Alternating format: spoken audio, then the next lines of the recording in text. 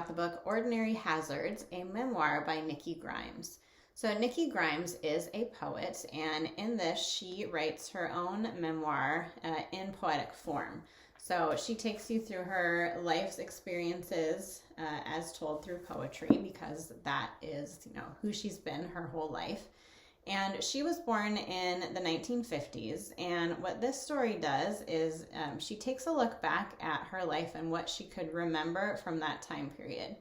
Now, when she was young, around kindergarten age, she was put into foster care, and she talks about what that did for her and the confusion that she felt around all of this. She also had a sister that for a time they were together, but then they were separated. So she has some foggy memories about this, and it's taken her a long time to kind of be ready to look back on that. And she does open with explaining what a memoir is, and talks about how it is a work of imperfect memory in which you meticulously capture all that you can recall and use informed imagination to fill in what remains. So I think poetry was a great way to use that informed imagination.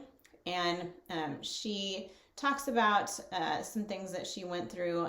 She is a Black woman, so she talked about the way that she was viewed, of course, growing up in the 1950s and 60s.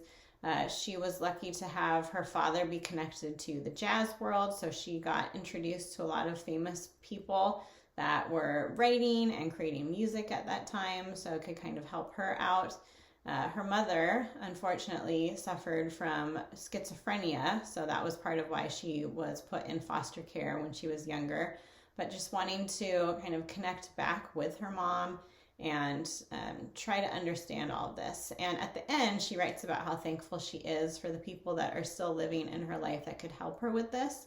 But it's very well done, very well written, looks at, kind of this arc of history from her life, born in the 1950s up through her looking back on it today.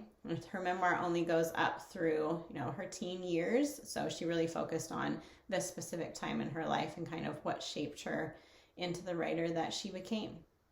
So I recommend Ordinary Hazards as your next read.